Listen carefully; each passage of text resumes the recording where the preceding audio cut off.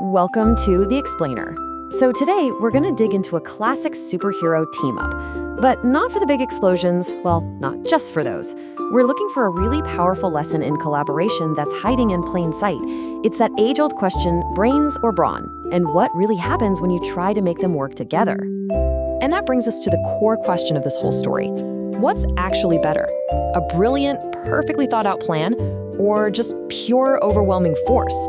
You know, we always tend to pick a side, but what if the real genius isn't choosing one or the other, but knowing exactly when to use both? All right, let's kick things off with part one, an unlikely partnership. We gotta set the stage for the mission and introduce the two heroes who couldn't be more different. Okay, so the mission on paper seems pretty simple, right? Get into Doc Ock's secret lair, find her Octobots, and shut them down. Easy. And who do we have on the job? Spidey and the Hulk. Now, they both want the same thing, but as we're about to see, they have very, very different ideas on how to get it done. And right out of the gate, Spidey steps up and basically takes over as the strategist. Listen to his words. Light on our feet, surprise. He's already framing this whole operation around his skill set. You know, stealth, quick moves, careful planning. He's the brains. And this is where their first attempt begins. Let's call this part two, the stealth-only strategy, which, as you can imagine, is a bold first move. And this slide just lays it all out, plain and simple. You've got Spidey on one side, stealth, planning, being light on his feet. And then you have Hulk, whose go-to move is, well, to smash stuff. It's the classic planner versus the powerhouse, careful moves versus direct action. But then Spidey doubles down, and this is where the trouble really starts. He gives a direct order, don't move a muscle. Now think about that. He's not just telling Hulk to be quiet. He is telling the literal embodiment of pure power to do absolutely nothing. He's completely taking Hulk's main strength off the table.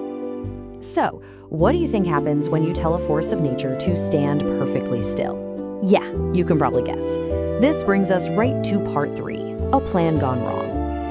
And yep, there it is, the predictable crash. Hulk, who is trying his absolute best to tiptoe, trips a laser and the whole mission just implodes. But here's the thing, it's not really Hulk's fault. The plan was flawed from the start because it forced him to be something he's just not.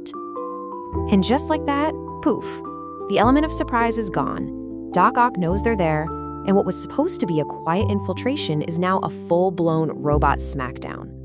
The whole situation is flipped, and our heroes are on the defensive. Okay, so the first plan is a total bust. And now Spidey has a choice, adapt or fail. This is the real turning point in the story. Part 4, time for a new plan. You can just picture it, right? Spidey's zipping all over the place, but he's getting swarmed by these Octobots. His webs and agility aren't enough, and he has to eat some humble pie and shout for help from the one guy he just told to stand still. Oh, I love Hulk's response here. It is just perfect. Some Spidey told me not to move. He's not just being difficult, he's using cold, hard logic to point out how the original plan made no sense. It's such a simple line, but it perfectly calls out the problem with rigid, one-size-fits-all thinking. And this is the light bulb moment for Spidey. This is the pivot. He doesn't just ask for help. He specifically asks for Hulk's big move. He finally gets it. He doesn't need a quiet, stealthy Hulk. He needs the Hulk. And that one moment of clarity leads us straight to the grand finale. Let's call it part 5, the value of the smash. So we really got to redefine Hulk's smash here. It's not just mindless destruction. In this context, it's a tactic. It is the perfect application of overwhelming force to solve an immediate and overwhelming problem. The Octobots were the problem, and smash was the exact right tool for the job. And Spidey's final thought here just nails the lesson home. He admits Hulk isn't graceful, and that's fine. He recognizes that difference, but sees that Hulk's unique strength was exactly what they needed to win. Hulk's brawn wasn't a bug, it was a feature. So, what's the big takeaway from all this? What can this simple story teach us about what really makes a team work? Well, first off, one strategy pretty much never fits everyone.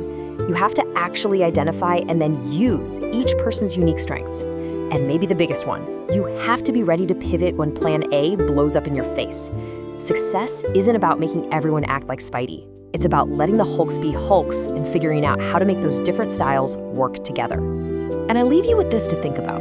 If you're the planner, the strategist, the stealth person in the room, whose smash does your stealth need? In your own work, in your life, what powerful, effective skill are you maybe sidelining? Who are you telling to not move a muscle when what you really need to do is let them loose?